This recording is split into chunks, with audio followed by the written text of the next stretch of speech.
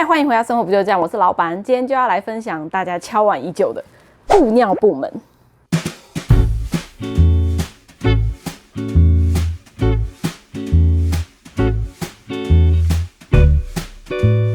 之前我们的影片中，只要有出现小浩穿布尿布的画面，就会很多人在底下询问，像是布尿布到底好不好用，要准备多少片啊，洗得干净吗？会不会很麻烦啊？是不是真的可以省下很多钱啊？大家好像对于布尿布都真的还蛮好奇的，所以今天这支影片就是来分享关于布尿布们的一切。除了我会算一下到底有没有比较省钱之外，也会分享我这7个月以来使用心得，觉得什么是优点，什么是缺点。当然还有在这个过程当中可能会遇到问题，像是真的会侧漏的话怎么办？那到底要怎么洗才可以洗得干净呢？等等。所以说，如果你对布尿布也很有兴趣，而且也在犹豫到底要不要入坑的话，就继续把影片看下去吧。首先，布尿布最重要的当然就是环保啦，因为比起像这种纸尿布啊，为了要能够达到吸水，然后又可以不漏，它里面是有很多种复合型的材料，都只能是垃圾啦，甚至里面还有一些材质是要经过好几百年才有办法分解掉的。所以比起这种纸尿布呢，可以重复使用的布尿布，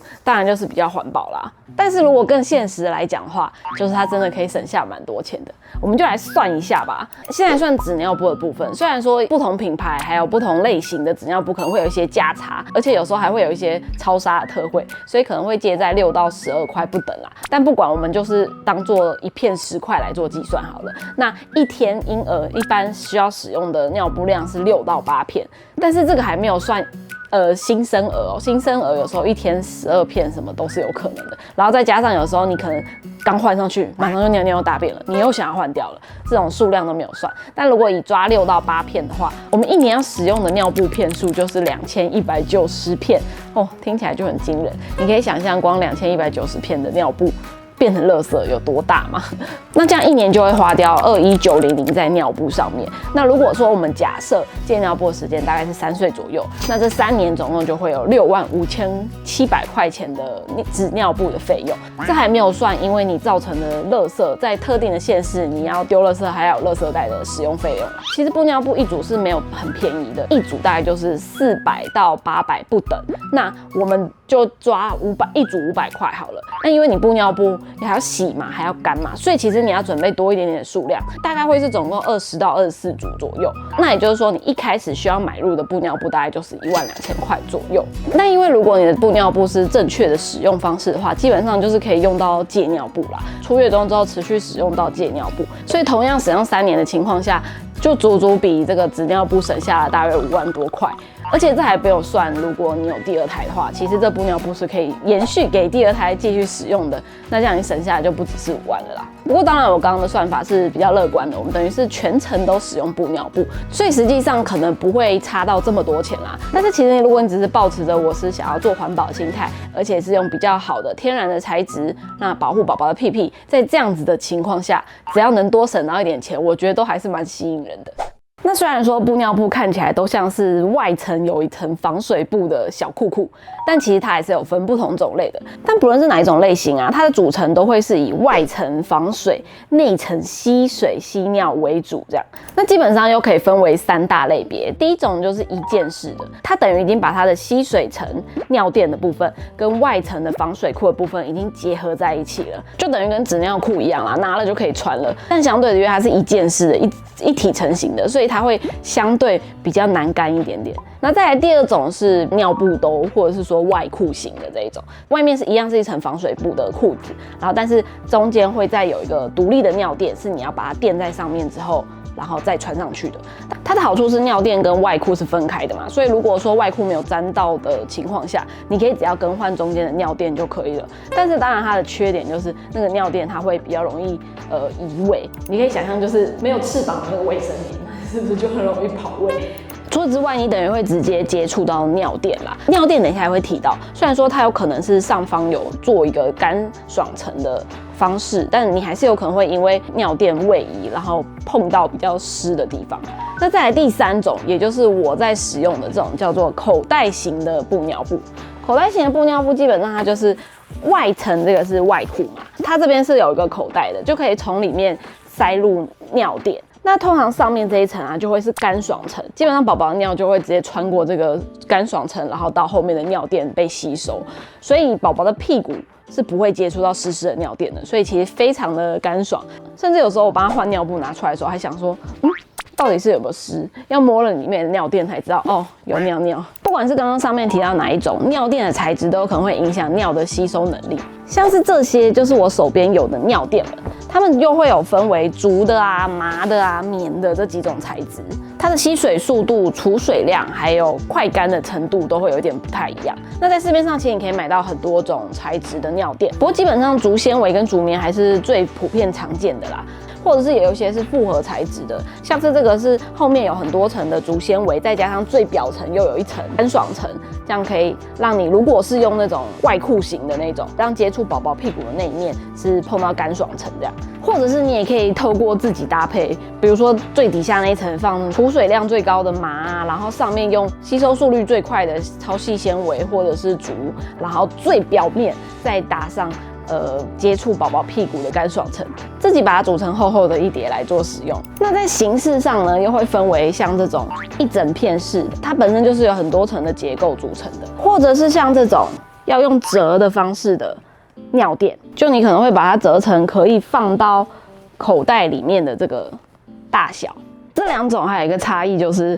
它们干的速度真的差蛮多的。虽然说我们基本上尿垫啊都是进烘衣机，但是像这种一片式的，它就是真的要烘的比较久才会干。那像这种折式的，它其实就蛮快就干的。所以大家可以选择自己的喜好，或者是在不同情境下需要使用的来买入不一样的尿垫。至于布尿布到底要怎么用呢？因为我手边的刚好是口袋型的啦，所以就用口袋型的来展示一下要怎么使用。像现在这种布尿布很多都是成长型的，所以你可以看到这边有一堆的扣子，就是它可以依据它的体型的增长而调整这样。现在下面的这3排就是调整它的大小的，整个扣起来就会是 S， 然后扣2格就会是 M， 然后放开就是 L。像最近小后7个月已经是可以穿 M 的了，所以我们就会放在就是第2格的地方，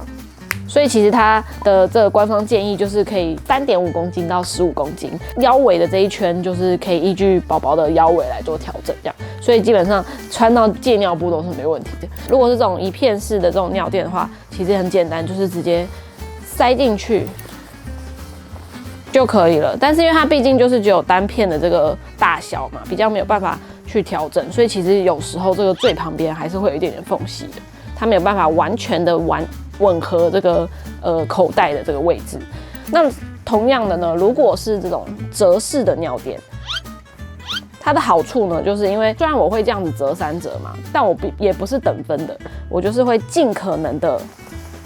把整个口袋的范围都填满。你看，我会这样把它撑开，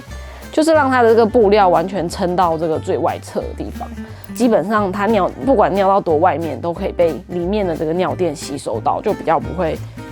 从旁边侧漏这样子。但是因为如果你使用的是像这种折式的尿垫啊，或者是甚至是你自己用组合式的方式，它就会看起来就很大一包，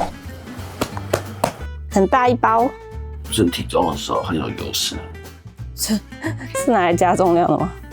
至于布尿布到底要怎么洗呢？我们现在刚好小后大便了，所以我就来示范一下。准备洗屁屁之前呢，我就会把布尿布拆掉。废话，因为现在小后已经7个月了，所以基本上他现在有吃副食品的情况下，便便都是比较成型的。当然你不可能把这个直接拿去洗嘛，所以我们就会直接把这个那个成型的大便直接丢到马桶里，然后这个我就稍等一下再处理。然后就先洗屁屁，洗好屁屁之后，我就才会再把布尿布拿出来组合，就拿一个尿垫加一个外裤，这样，然后我就把它装进去。嘿，对，我在弄你的尿布，好，然后就帮他穿，然后我们就扣到适合他腰围的位置就可以了。布尿布的穿法跟纸尿布很不一样的地方就在于，纸尿布的它都是要顺着大腿嘛，但是我们这个布尿布的呢，你再慢慢一下，布尿布呢是要把这个弹性的地方塞在这个腹股沟的地方，也就是它的该边，然后多余的布料就会往这个中间这样塞，这样子才会是比较不会渗漏的状态。然后等把它放到安全的地方之后，我们再来处理刚刚的尿布。虽然是成型的大便，但上面还是会有一点痕迹嘛。那如果一般只是尿尿的话，就只要直接把尿垫抽起来，我就会把它丢到防水袋里了。但是如果是有大便的话，我就会稍微再手搓一下。其实基本上搓了之后就已经快要干净了啦，但我就是稍微搓一下，不要有太多的便痕迹了，我就会把它放到防水袋里面。然后这边大概累积到满了左右，大概就是1到2天的分量，12到15天。这个就是防水袋嘛，味道比较不会散出来。然后这个积的差不多满之后，我们就直接拿去洗衣机洗。对，没错，我不用自己再手洗，交给洗衣机就好了。我会分为快洗跟标准洗2次，就是反正就直接把它全部丢进去，然后用快洗的方式。第一次，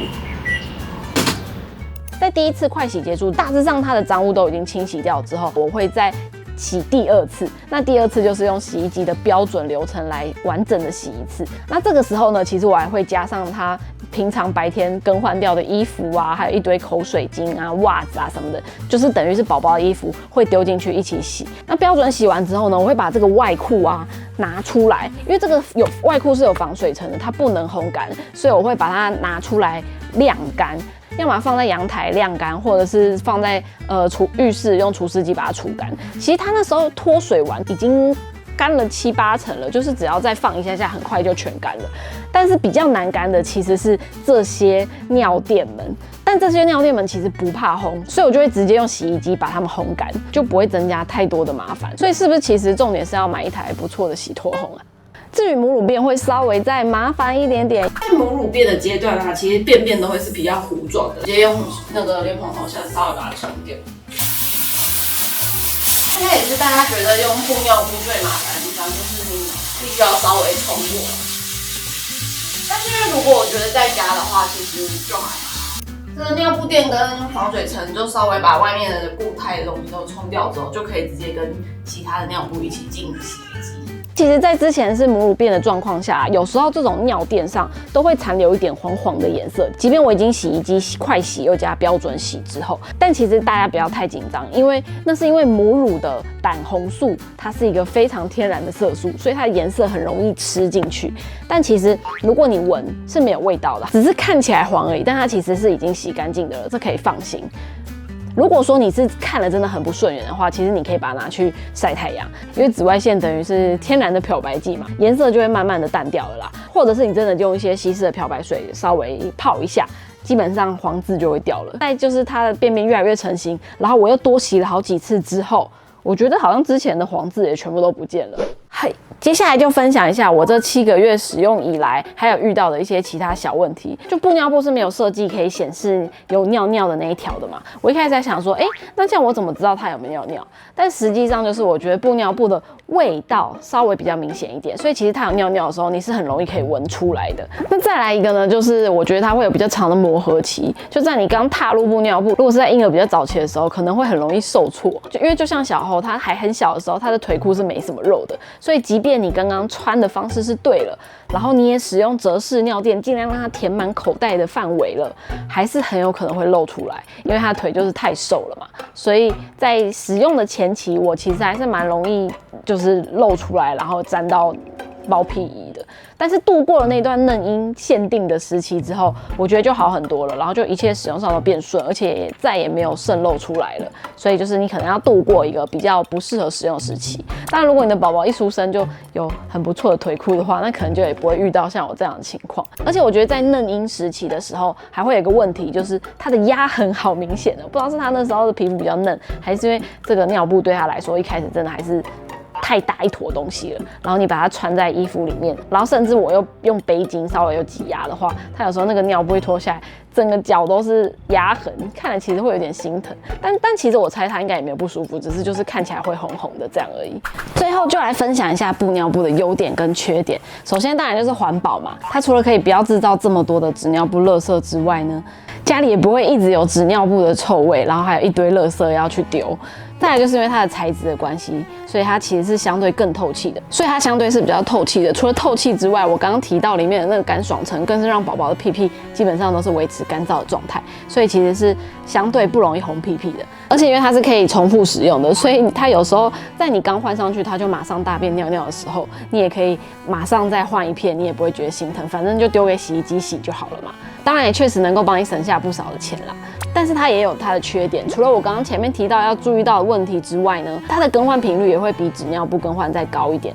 就算你里面垫满了吸水能力比较强的尿垫，还是可能我觉得顶多4个小时左右还是会需要更换，没有办法像纸尿布真的可以睡过夜的。所以我们自己的做法就是我们睡觉的时候会换成纸尿布。除了希望可以让它吸久一点再换之外，我觉得半夜要换布尿布也会比较辛苦一点，眼睛昏昏的情况下比较难对准那个扣子。那当然最大的缺点还是它必须要清洗，还要等它干嘛。虽然说有洗衣机跟烘衣机的帮忙，还是比单纯把纸尿布丢到垃圾桶里多了一些步骤。像我们的话，我们就是出门的话就还是会用纸尿布，就不带布尿布了。毕竟你要带一堆湿了，然后很重，然后臭臭的尿布回家才能洗，好像又有点太辛苦了。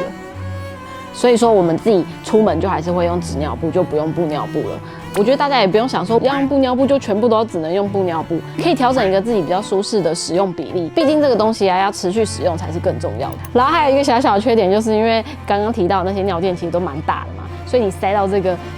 尿布里面之后，虽然说它有很可爱的外裤图案，就是你可以买到各式各样的，但是它就会变得很大一包，以至于他在穿包屁衣的时候，其实要挑选尺寸稍微再大一点点的，不然他没有办法把他的布尿布包住。这大概也算是一个小小的缺点吗？以上就是今天布尿布的分享啦，不知道有没有都解答到大家的疑问。那如果说你对布尿布还有什么疑虑跟想问的话，也可以在底下留言让我知道。那我们今天影片就到这边啦，如果喜欢的话，记得帮我们按赞、订阅、分享，也不要忘了追踪我的 IG， 才可以看到更多的限时动态哦。那我们就下部影片见啦，拜拜。你怎么最后来帮我结尾啊？